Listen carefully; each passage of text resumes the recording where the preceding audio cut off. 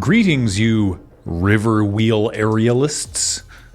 I hope you're doing well. My name is Graham and welcome to the Crack-A-Pack here on LRRMTG. Please subscribe to our channel. Today I'm opening a pack of Khans of Tarkir.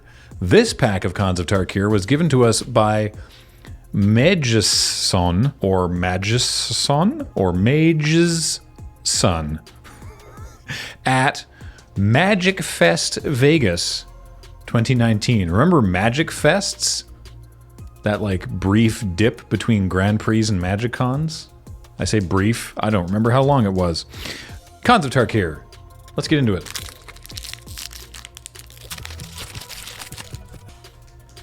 Huzzah. All right, let's start things off with a swift kick to the pack. It's swift kick in the pack. 3 and a red for an instant. Target creature you control gets +1/+0 until end of turn, and it fights target creature you don't control. Instant speed fight.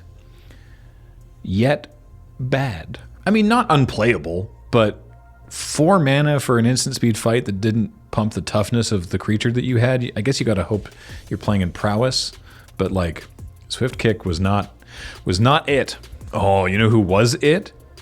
Hooting Mandrills. 5 and a green for a 4/4 with trample, which seems overcosted, but it has delve. The delve deck was very strong. Interlopers in Sultai territory usually end up as crocodile chow or baboon bait. You could get Hooting Mandrills down very early, and then it was scary because they were a 4/4 with trample. Glacial Stalker, one of the big morphs, not to be confused with Megamorph. That was a different mechanic. The morphs in this set, there was the breakpoint at 5 mana, so this one, it's 5 and a blue for a 4/5. That's it. It's just a big 4/5 for 6 mana. Or you can morph it, you pay 3, play it face down, it's just a 2/2, and you can turn it face up for 4 and a blue. So remember, if you ever find yourself playing Khans of Tarkir, if your opponent has 5 mana, they could morph into something huge. Rakshasa's Secret. 2 and a black for a sorcery. Target opponent discards 2 cards and put the top 2 cards of your library into your graveyard. This is from the original printing, of course, when all the Rakshasa were sort of tiger demons before a bunch of new art was commissioned. For more information, check the internet. This card was fine. Siegecraft is next. 3 and a white for a creature enchantment to make it large. You put an entire Noble Ox worth of stats on top of this creature. It gets +2/+4. They thought their forces impregnable until we marched up with ours and blocked out the sun. Someone's just recently watched 300. That card was fine. It was not that exciting. Aerostorm, though, great card. All right, I'm remembering cards. This set came out in a year, and I'm now remembering cards that I saw actually played frequently in draft, such as Hooting Mandrills or occasionally Glacial Stalker. Definitely Aerostorm. 3 red for a sorcery. It deals 4 damage to a creature or player with Raid. So if you attacked with a creature this turn, instead it deals 5 damage to that creature or player, and this damage cannot be prevented. Remember, Aerostorm can go upstairs. So, attack, take them to 5, Aerostorm. Good stuff. Dragon Scale Boon. We're overstocked on Dragon Scales and passing the savings on to me. 3 and a green for an instant, put 2 +1/+1 counters on target creature and untap it. Expensive for a combat trick, but at least the counters stick around. Ah, yes. The lands. Bloodfell Caves. It enters tapped. When it enters, you gain a life, and it taps for black or red. We've made this joke many, many times over the years, but Khans of Tarkir Limited games of draft started with both players at 22 life with 2 lands in play. That's just how the games began.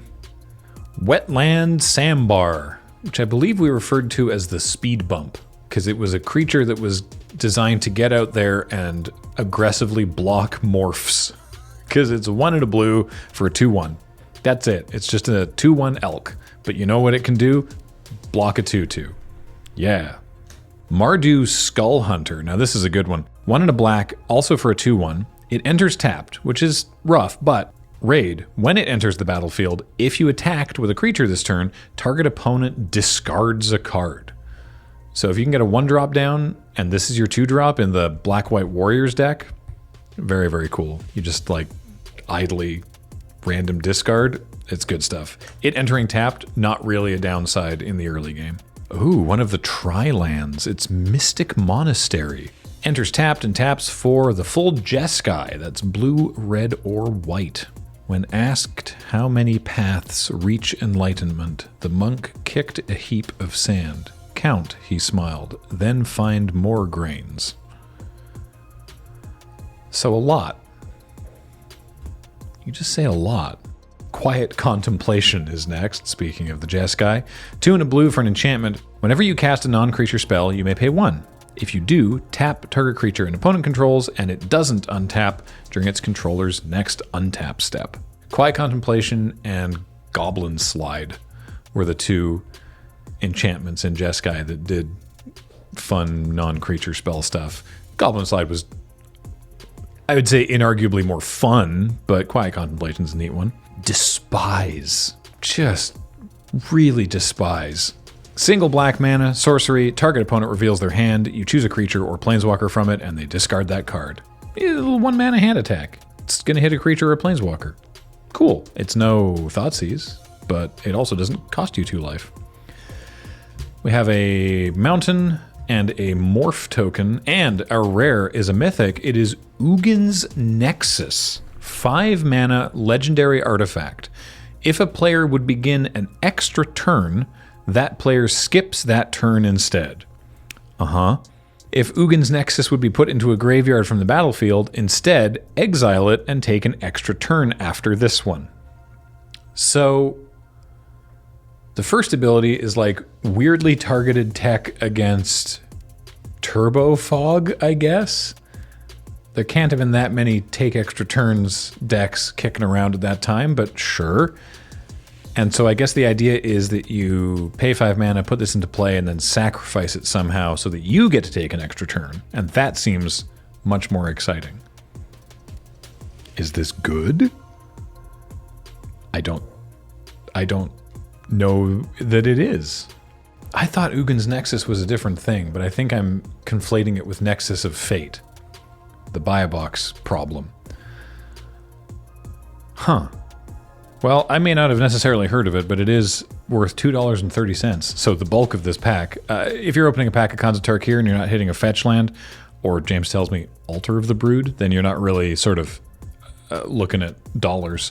So given that I don't know of a way offhand to sacrifice artifacts in this format, I'm honestly looking at Mardu Skullhunter or possibly just Mystic Monastery, because then the tri-lands just keep you open to a bunch of stuff.